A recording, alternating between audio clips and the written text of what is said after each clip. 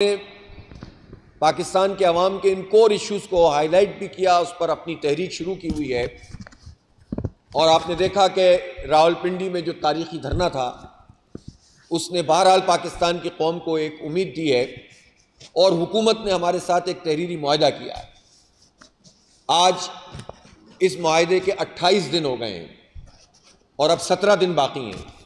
اس پورے عرصے میں صرف ایک ریلیف کا کام کیا گیا ہے کہ صوبہ پنجاب میں 2 مہینے کے لیے 14 روپے فی یونٹ بجلی کم کی گئی ہے۔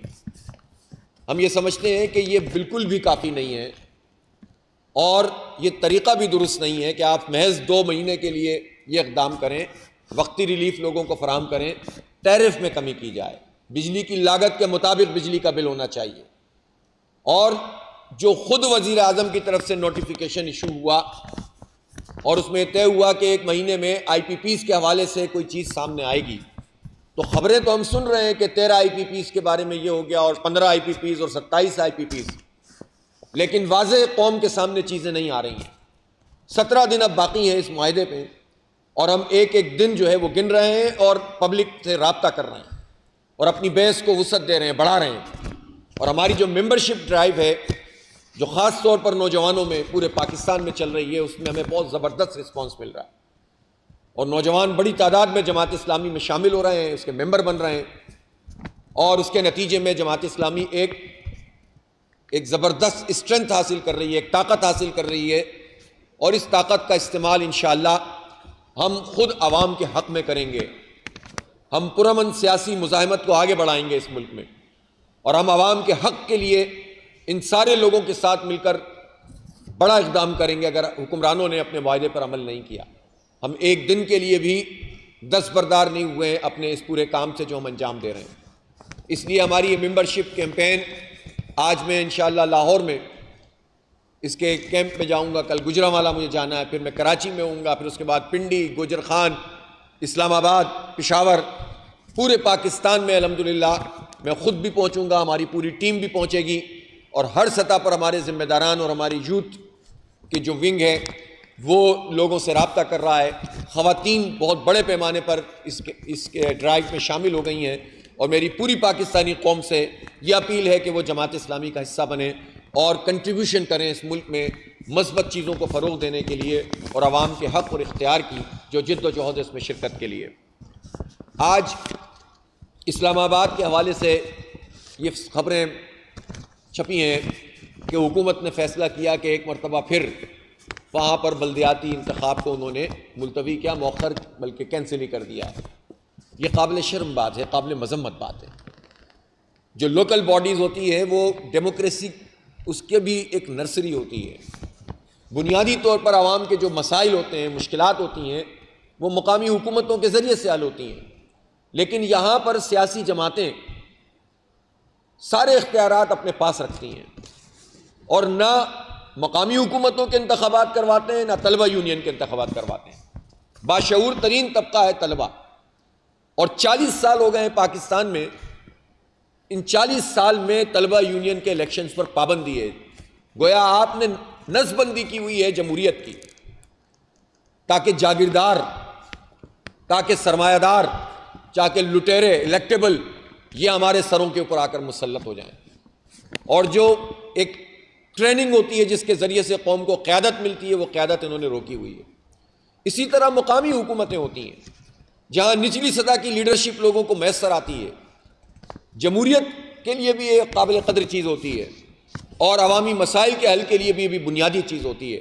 پاکستان کے آئین میں یہ بات لکھی ہوئی ہے آرٹیکل 140A میں، کہ تمام مالیاتی، سیاسی اور انتظامی اختیارات مقامی حکومتوں کو منتقل کیے جائیں، لیکن صوبائی حکومتیں NFC ایوارڈ میں سے پیسے لے لیتی ہیں، PFC ایوارڈ ہی منعقد نہیں کرتی، اور نچلی سطح پر اختیارات کو منتقل نہیں کرتے۔ خود اپنی ہی پارٹی کے لوگوں سے لوگ خوفزدہ ہوتے ہیں۔ 2015 میں آخری مرتبہ کورٹ کے کہنے پر انتخاب ہوا پنجاب میں، اور آج 2024 آ گیا ہے۔ اس دوران میں نون لیگ کی حکومت، پھر PTI کی حکومت، پھر اس کے بعد دوبارہ PDM 1 کی حکومت، اور اب PDM 2 کی حکومت چل رہی ہے، اور یہ الیکشن نہیں کرانا چاہتے۔ یہ بہانوں سے کبھی ایک میں ایک ترمیم کر دیں گے، کبھی دوسری ترمیم کر دیں گے۔ ہمارا تو یہ مطالبہ ہے کہ یہ مقامی حکومتوں کا جو تصور ہے وہ وفاقی حکومت اور صوبائی حکومت کی طرح ایک ٹیئر آف گورنمنٹ ہونا چاہیے، اور آئین میں اس کی پورا ایک باب ہونا چاہیے تاکہ اس کو کوئی تبدیلی نہ کر سکے، اپنی مرضی سے صوبے اس کو ہینڈل نہ کریں۔ یہ عوام کا حق ہے کہ انہیں مقامی حکومتیں ملیں۔ لہٰذا اسلام آباد میں جو انہوں نے ملتوی کیا ہے، یہ چوتھی مرتبہ انہوں نے بلدیاتی انتخاب ملتوی کیا، یہ قابل مذمت ہے۔ اس کو جماعت اسلامی نے کورٹ میں چیلنج بھی کیا ہے۔ ہم مقدمہ لڑیں گے اسلام آباد کے عوام کا، اور اسلام آباد جیسے شہر میں جو ایک ماڈل شہر سمجھا جاتا تھا، اس وقت جس طرح کی صورتحال پیدا کر دی ہے اس حکمران طبقے نے، ہر شخص سی ڈی اے سے ناراض ہے۔ آپ جہاں جائیں آپ کو نظر آتا ہے کہ مسائل کا ایک انبار ہے اور کوئی آواز نہیں ہے۔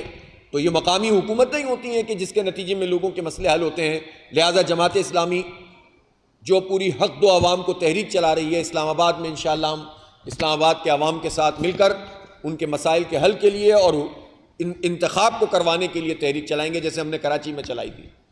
وہاں بھی انتخاب نہیں کرانا چاہتے تھے، 4 بار انہوں نے ملتوی کیا تھا، ہم نے دھرنے دیے، احتجاج کیا، اور بہرحال اسی حکومت سے جو ہے وہ انتخاب کروائے۔ وہ الگ بات ہے کہ انہوں نے کراچی میں بھی جو ہے قبضہ کر لیا اور پوری مافیا بن کر انہوں نے جو ہے وہ عوام کی رائے کو پامال کیا، اور اس وقت بھی وہاں پر جو میئر صاحب ہیں وہ قبضہ کر کے ہی بیٹھے ہوئے ہیں۔ اور اسی لیے آپ دیکھیں کہ بارش کے بعد جو حال ہے، پورا شہر تباہ ہو چکا ہے۔ اربوں روپے بہا دیے ہیں اس بارش نے۔ ان کی کرپشن جو ہے وہ اس کی غلاظت باہر نکل کر سامنے آ گئی ہے۔ یہ پیپلز پارٹی ہے، یہ نون لیگ ہے، یہ سب ایک حکومت ہے، ایک پی ڈی ایم ہے، اور یہ سب مل کر جو ہے پاکستان میں کرپشن اور لوٹ مار اور عوام کو حق سے محروم کرتے ہیں۔ لہٰذا مقامی حکومتوں کے لیے اور لوکل ایشوز کو ایڈریس کرنے کے لیے سب سے زیادہ اگر کسی کو اس میں جو ہے وہ ہم سمجھتے ہیں کہ ہمارا ایک ٹریک ریکارڈ ہے اور ہم عوام کے ساتھ کھڑے ہوتے ہیں، وہ جماعت اسلامی ہے۔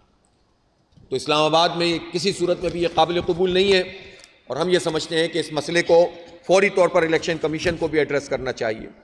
اس وقت ایک بڑا مسئلہ یہ ہے کہ چاول کی فصل اب تقریباً تیار ہے، کپاس تیار ہے، اور اس مرتبہ چاول کی یہ فصل ہے یہ کم کاشت کی گئی ہے۔ کیوں؟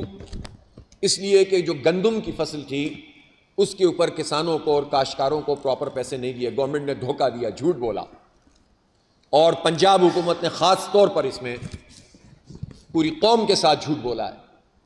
پہلے انہوں نے ایک رقم طے کی کہ ہم خریدیں گے، پھر اس کے بعد کہا کہ ہم گندم نہیں خریدیں گے، پھر اس کے بعد انہوں نے کہا کہ ہم سبسڈی دیں گے، پھر کہا قرض دیں گے، اور ابھی تک اس کے اوپر عمل درآمد نہیں ہوا۔ بہت محدود پیمانے پہ اپنی پسند کے چند لوگوں کے ساتھ انہوں نے کوئی کام کیا ہو تو کیا ہو۔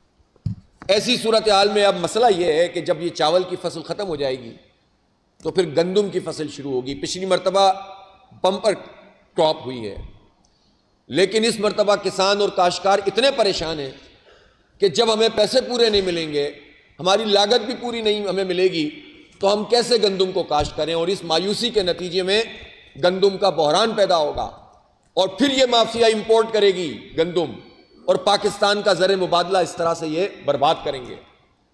اور ہمیں تو پہلے اس سوال کا جواب دیں، آج آڈیٹر جنرل کی طرف سے بھی بات آئی ہے کہ جو گندم امپورٹ کی گئی تھی جبکہ ہمارے پاس گندم اسٹاک میں موجود تھی، گوداموں میں موجود تھی اور بہترین فصل ہونے والی تھی، تو جن لوگوں نے بھی گندم امپورٹ کی تھی 300 ارب روپے، تقریباً $1 بلین سے، اور ان حالات میں جب جو ایک کشکول لے کر بھاگتے پھر رہے تھے، حکمران اور آرمی چیف کو ساتھ لے کے گھوم رہے تھے، اس وقت جو ہے وہ $1 بلین کا نقصان پاکستانی قوم کو پہنچا تھا۔ تو جو اس وقت کیئر ٹیکر گورنمنٹ تھی اور اس سے پہلے شہباز شریف صاحب کی گورنمنٹ تھی، اور اب جو گورنمنٹ موجود ہے، ان کو کٹہرے میں آنا چاہیے اور یہ بتائیں کہ پاکستان کو جو نقصان پہنچایا ہے وہ کیوں پہنچایا ہے، ان سے پیسے بھی وصول کیا جائے اور ان کو اندر بھی کیا جائے جو اس میں ملوث ہے۔ اس لیے ہم یہ سمجھتے ہیں کہ جو زراعت ہے یہ تو اس وقت پاکستان کی بیک بون میں، آپ نے رپورٹ دیکھی ہے پچھلے سال کی، صرف زراعت کے شعبے میں 6% ہمارا اضافہ ہوا، باقی تو کہیں پر بھی نہیں ہوا۔ تو ایسی صورتحال میں آپ اس کو بھی تباہ کر دیں اور قوم کے ساتھ یہ جھوٹ بولیں اور دھوکہ دیں کہ ہماری مہنگائی کم ہو گئی ہے۔ میں ابھی یہ صحافی سارے بیٹھے ہوئے ان سے پوچھتا ہوں کون سی چیز کم ہو گئی ہے؟ کیا مہنگائی کم ہو گئی ہے؟ میں پوچھوں اگر آپ لوگوں سے، یا کیوں جھوٹ بولتے ہو، کیوں دھوکہ دیتے ہو، کیوں نمبر گیم کے اندر لوگوں کو بیوقوف بناتے ہو؟ اور اگر مہنگائی انفلیشن کم ہو گئی ہے تو پھر یہ بتائیں کہ سود پھر 19.5% کیوں ہے؟ اس کو تو 10% پہ آ جانا چاہیے. یہ 10% پہ آ جائے تو 4,500 ارب روپے جو بینکوں کو ہمیں اضافی دینے ہیں 19.5% سود کی وجہ سے، جو گورنمنٹ نے قرضہ لیا ہوا ہے بینکوں کے ساتھ مل کر فراڈ کیا ہوا ہے، 4,500 ارب روپے بچ جائیں گے. اس سے پاکستان کی بجلی سستی ہو جائے گی، گیس سستی ہو جائے گی، معیشت کا پہیہ چلنے لگے گا. تو یہ کام نہیں کر رہے تو پھر کیوں دھوکہ دے رہے ہیں؟ تو ہم یہ سمجھتے ہیں کہ اس وقت پاکستان میں ایک مافیا بن کر ایک حکمران طبقہ موجود ہے. یہ بینکوں کے خلاف، جو کہ پاکستانی قوم کی حالت تباہ ہوئی، صنعتیں تباہ ہوئی، تجارت تباہ ہوئی، بینک پنپ رہے ہیں. کیوں؟ دنیا میں ایسا کہیں ہو سکتا ہے؟ وہیں ہو سکتا ہے جہاں سرمایہ دارانہ نظام نچوڑ رہا ہو، لوگوں کا خون پی رہا ہو. اور پاکستان میں یہ ایک چھوٹا سا طبقہ، خاص طور پر بینکوں کا، حکومت کے ساتھ مل کر خون نچوڑ رہا ہے ہمارا، اور ان کو ساری مراحت حاصل ہیں. آئی ایم ایف اس پہ کچھ نہیں کہتا. آئی ایم ایف جاگیرداروں پہ ٹیکس لگانے کے لیے صرف زبانی جمع خرچ کرتا ہے. 300 مربع، آپ اندازہ لگائیں، ہزاروں ایکڑ رکھنے والے جاگیردار ہیں. 1% ایسے لوگ ہیں جن کے پاس 20% کلٹیویٹڈ لینڈ ہے. سیدھی بات ہے. اور 1% یعنی بڑے جاگیردار جن کو میں کہہ رہا ہوں. پھر اس کے بعد تقریباً 2.8% وہ ہیں جن کے پاس مزید 20% لینڈ ہے. گویا 3-4% ہیں جن کے پاس تقریباً 30 سے 40% زرعی زمین ہے. ان سب نے مل کر 4 سے 5 ارب روپے انکم ٹیکس جمع کرایا. انکم ٹیکس تو ان پہ کون دے گا ان میں سے؟ اور تنخواہ دار طبقے نے 368 روپے جمع کرایا ہے. تو آپ بتائیں کہ ان جاگیرداروں کا پاکستان ہے یہ ان طاقتوروں کا پاکستان ہے؟ ان سے ٹیکس وصول کیوں نہیں کیا جاتا؟ ہمارا خون کیوں نہیں چھوڑا جاتا ہے؟ تو اس لیے ان کے خلاف آواز اٹھانا ہم پر فرض ہے. ان بڑے بڑے جاگیرداروں کو جو ہر پارٹی میں موجود ہیں اور اپنے مفادات کا تحفظ کرتے ہیں، ان سے پوچھو ان کے پاس یہ جاگیریں کہاں سے آئی ہیں؟ انگریزوں کے زمانے کی جاگیریں چل رہی ہیں. گھوڑے پال زمین ہے، کسی کے پاس عطا کردہ زمین ہے، اور یہ رقبے لے کر غداریاں کر کر کے ہمارے سروں پہ براجمان ہیں، مسلط ہیں. ان کے اوپر ٹیکس لگنا چاہیے اور تنخواہ دار طبقے کا ٹیکس کم ہونا چاہیے. ہماری حق دو عوام کو تحریک یہ تحریک ہے. اپنی مراحت کم کرنے کے لیے تیار نہیں ہے، اپنی جو ہے وہ گاڑیاں اپنی سی سی کم کرنے کے لیے تیار نہیں ہے. صدر مملکت کو لامتناہی بجلی کی سہولت حاصل ہے یونٹ خرچ کرنے کی. زرداری صاحب اتنا ہی کر لیں، کم از کم کل اعلان کر دیں اس بات کا، یہیں سے شروع کریں. چلیں، جتنے بھی بڑے بڑے لوگ ہیں کم از کم اپنے آپ سے آغاز کریں. وزیر اعظم کو بھی یہ سہولت حاصل ہے، اور اگر دنیا سے تشریف لے جائیں، سبھی کو لے جانا ہے، تو زوجہ محترمہ کے لیے یہی سہولت حاصل ہے. اور پتہ نہیں کیا کیا مراحت ان کو حاصل ہوتی ہیں، اور ان کی یہ مراحت ہمارے ٹیکسوں کے پیسوں سے ہے. اور یہ مزے کر رہے ہیں، عیاشیاں کر رہے ہیں. ان کی فری بجلی، ان کی فری پیٹرول، اس کے اوپر کوئی بات کرنے والا نہیں ہے. اس لیے انہیں پیچھے ہٹنا پڑے گا. اس لیے ہماری حق تو عوام کو تحریک آگے بڑھ رہی ہے. اس میں ممبرشپ کا یہ عمل ہے. ہم 50 لاکھ کا ہمارا ابتدائی ہدف ہے. انشاءاللہ ممبرز بنائیں گے پورے پاکستان میں، اور مسلسل ہم میدان عمل میں ہیں. اللہ نے چاہا تو انشاءاللہ پاکستان کے عوام کا حق حاصل کریں گے. اور آخری بات میں یہ کہنا چاہتا ہوں کہ پاکستان میں اگر پاکستان کو آگے بڑھانا ہے تو اس کا ایک ہی طریقہ ہے کہ آئین اور قانون پر سب عمل کریں. ہر ادارہ اپنی اپنی آئینی پوزیشن پر واپس جائے، اور جو لیجیٹمیسی ہے کسی بھی عمل اس کو برقرار رکھا جائے. بعض لوگ اب یہ بات کہہ رہے ہیں کہ فارم 45-47 سے کچھ نہیں ہوتا. میں ایسے لوگوں کے بارے میں کہنا چاہتا ہوں کہ یہ قوم کے ساتھ مذاق نہ کریں. فارم 45 ہی واحد لیگل ڈاکومنٹ ہے جس پر حکومت بننی چاہیے. فارم 47 کو جو لوگ بھی مستند قرار دے رہے ہیں اور اس کی حکومت کو لیجیٹیمیٹ قرار دے رہے ہیں، وہ پاکستان کے ساتھ اچھا نہیں کر رہے. 2 سینٹ کی سیٹوں اور ایک گورنرشپ کے لیے پاکستان کے ساتھ کھلواڑ نہ کیا جائے. اس لیے ہم یہ سمجھتے ہیں کہ پاکستان میں اس وقت جو الیکشن 2024 میں ہوا، اس میں جو فارم 45 کے مطابق جیتا ہے، کوئی بھی ہو، اس کو جیتا ہوا قرار دیا جائے. جوڈیشل کمیشن بنے اس کے لیے سپریم کورٹ کا. اور فارم 47 کی مسلط کردہ جو لوگ بھی ہیں ان کو ڈسکوالیفائی کیا جائے. اس کے علاوہ کوئی دوسرا آپشن نہیں ہے جمہوریت کو آگے بڑھانے کا. بہت بہت شکریہ.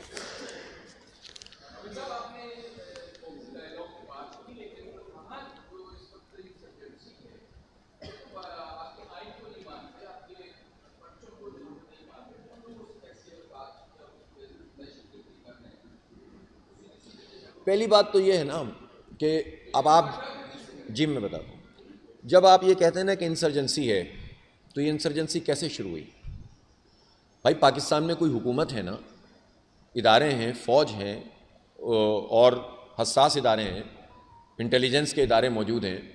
اس سب کی موجودگی میں اگر اس اسکیل کے اوپر انسرجنسی ہو کہ 12 شہروں میں کاروائیاں ہو جائیں اور کسی کو پتہ ہی نہ چلے، تو اس سے یہ کس کا فیلئر ہے؟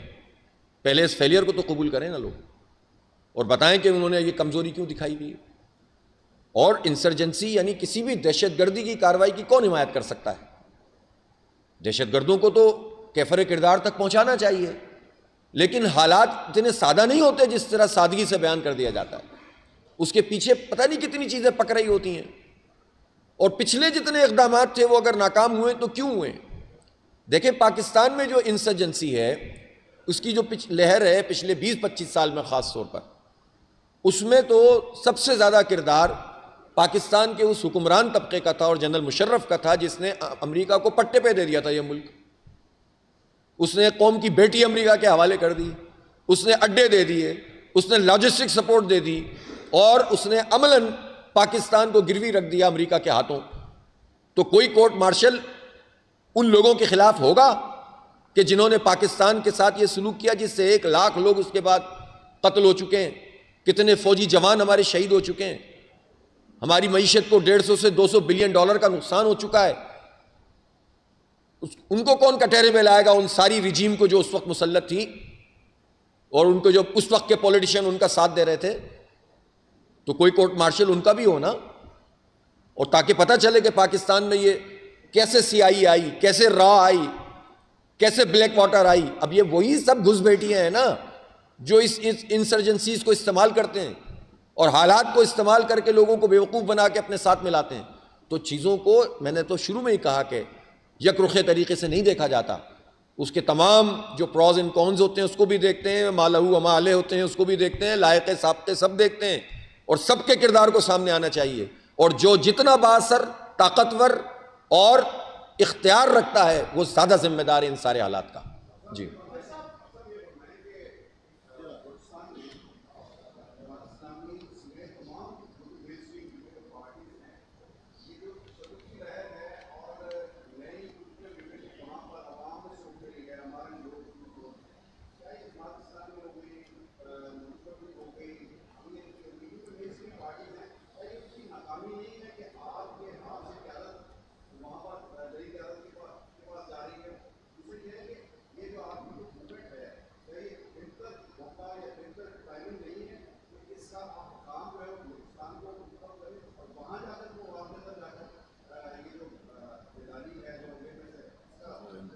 دو باتیں میں آپ کو عرض کرنا چاہتا ہوں. پہلی بات تو یہ ہے کہ بلوچستان میں جماعت اسلامی الحمدللہ تیزی سے گرو کر رہی ہے اور بہت طویل عرصے کے بعد جماعت اسلامی کے فارم 45 والے 2 MP منتخب ہو کر حلف لے چکے ہیں اور کام کر رہے ہیں. وہ 47 والے نہیں ہیں، 45 والے ہیں. ٹھیک ہے. ایک گوادر سے مولانا ہدایت الرحمان صاحب اور جعفر آباد سے عبد المجید بادینی صاحب. دوسری بات یہ ہے کہ ہماری یہ ڈرائیو بلوچستان میں شروع ہو چکی ہے. میں خود وہاں گیا تھا، ہماری ٹیم کے سارے لوگ گئے تھے، لذیم صاحب تھے، اسامہ صاحب تھے، سب لوگ گئے تھے. اور وہاں تو ہم نے اس کا ٹائٹل ہی یہ رکھا ہے، حق دو عوام کو، حق دو بلوچستان کو. اور وہ کیمپین شروع ہو گئی ہے اور میں خود جاؤں گا انشاءاللہ کوئٹہ. اس کیمپین میں جس طرح ان سب جگہوں کا شیڈول ہے وہاں کا بھی بنے گا. پہلے مرحلے پہ کیمپس اور پھر اس کے بعد بڑے بڑے جلسے بھی کریں گے. جو ہم سے ہو سکے گا ہم کریں گے. تیسری بات یہ ہے کہ کوئی بھی فورس جو آئین اور قانون کے مطابق کام کرے، جو دہشت گردی نہ کرے، جو اسلحہ اٹھا کر کام نہ کرے، اس کو کام کرنے کا حق بھی ملنا چاہیے اور اس کی بات کو سننا بھی چاہیے. تو آئینی فریم ورک میں کوئی بھی کام کرے گا ہم اس کو سپورٹ کریں گے.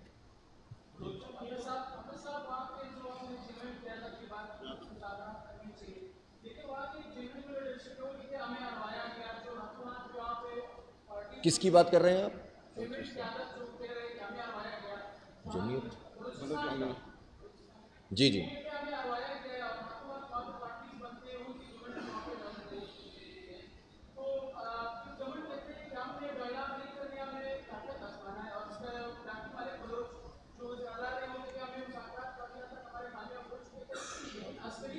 سوال کرو نا.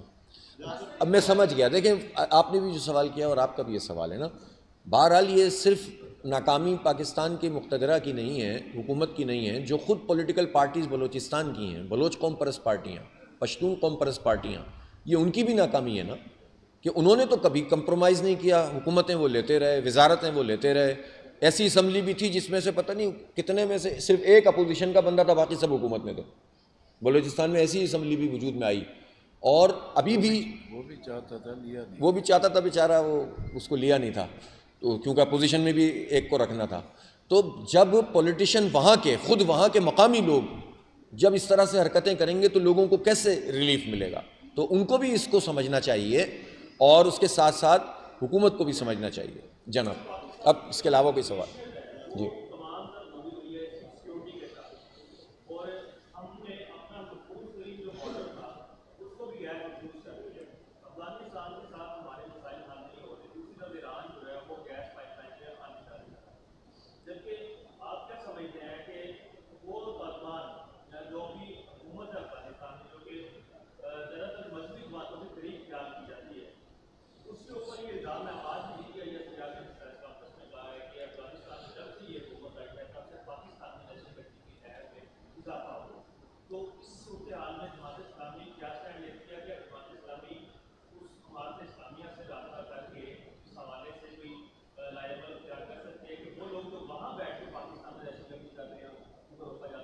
اس مسئلے کے دو تین پہلو ہیں.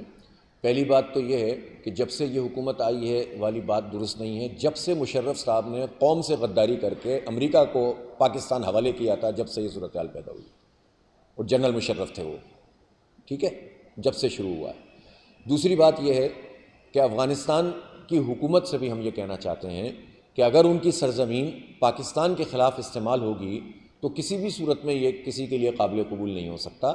اور افغان طالبان کو اس معاملے میں یہ سوچنا چاہیے کہ یہ خود افغانستان کے لیے بھی اچھا نہیں ہے, پاکستان کے لیے بھی اچھا نہیں ہے کہ افغانستان کی سرزمین پاکستان کے خلاف استعمال ہو, اور اس پر دونوں کو مل کر کوئی نہ کوئی قدم اٹھانا پڑے گا. تیسری بات یہ ہے کہ پاکستان کی بھی حکومت کی ذمہ داری ہے کہ وہ افغان طالبان سے ایک بامانی مذاکرات کرے, اور براہ راست مذاکرات کرے, اور اس کے ساتھ ساتھ خطے میں جو فورسز موجود ہیں, چائنا موجود ہے, ہمارا دوست ہے, ایران موجود ہے, ہم ان کے ساتھ بھی, ترکی کو بھی لے لیں آپ, ملا سکتے ہیں. ورنہ کم از کم دو فورسز ایسی ہیں کہ جن کے اس وقت پاکستان سے تعلقات بھی صحیح ہیں اور افغانستان سے تعلقات بھی صحیح ہیں. تو پاکستان اور افغانستان جس کا چولی دامن کا ساتھ ہے, جن کے لیے مطلب جب افغانستان پہ حملہ ہوا تو ہم نے اس کو پاکستان پر حملہ تصور کیا, ہم نے جو ہے وہ اپنا سب کچھ جو ہے وہ کھول دیا, دروازے کھول دیے. اس وقت بھی پاکستان کے ہر شہر کی مارکیٹ میں افغانستان کے لوگ کاروبار کر رہے ہیں, الحمدللہ, ہمیں کوئی پریشانی نہیں ہے. ہم نے سب کچھ کیا. اس سب کچھ کرنے کے بعد ایک تو وہ درمیانی وقفہ آیا کہ جس میں امریکہ کا ساتھ دیا مشرف نے افغانوں کے خلاف, جو کہ خود پاکستان کے خلاف بھی پڑا. اور دوسری پوزیشن اب یہ ہے کہ ایسی صورتحال میں ہم افورڈ ہی نہیں کر سکتے اس ریجن میں کہ ہمارا افغانستان سے کوئی جھگڑا ہو, کوئی کنفرنٹریشن ہو, اور ہم آمنے سامنے آ کر کھڑے ہوں. ہر صورت میں ہمیں بات چیت کرنی چاہیے, بامانی مذاکرات کرنے چاہیے. افغان طالبان کو بھی ذمہ داری کا مظاہرہ کرنا چاہیے کہ پاکستان کی قیمت پر وہ کسی کو اگر رکھے ہوئے ہیں تو یہ بہت بڑی قیمت ہے جو وہ ادا کریں گے. یہ خطہ کسی صورت میں یہ افورڈ نہیں کر سکتا. پھر یہ ہمارے دین کا معاملہ ہے, ہمارے مسلمان بھائی ہیں افغانستان والے. اسی طرح سے ہمارا یہ ریجن کی سلامتی کا معاملہ ہے, تو اس کو اسی طرح بالغ نظری سے اور حالات کے تمام تر تناظر میں جو ہے وہ ایڈریس کرنے کی ضرورت ہے, اور دونوں طرف سے ٹھنڈے دل و دماغ سے اس مسئلے کو حل کرنے کی ضرورت ہے. البتہ یہ قبول نہیں کیا جا سکتا کہ پاکستان میں دہشت گردی ہو, کہیں سے بھی ہو, بہرحال اس کو تو ہم روکیں گے. جی جی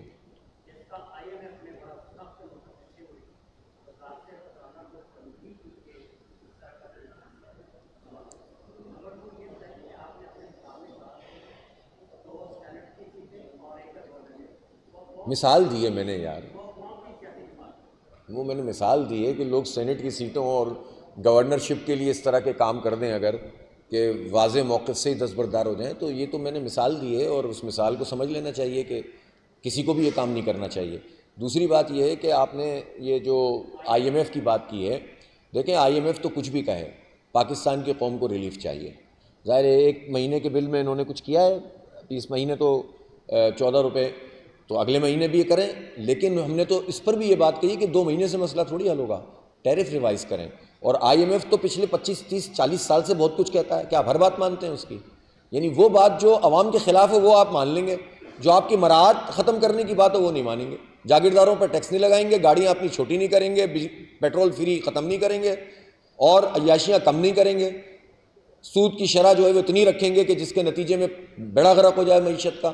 تو یہ آئی ایم ایف کے کندھے پہ رکھ کر بھی نہ چلاؤ، پاکستان کے عوام کو ریلیف دو۔ شکریہ جی۔ آخری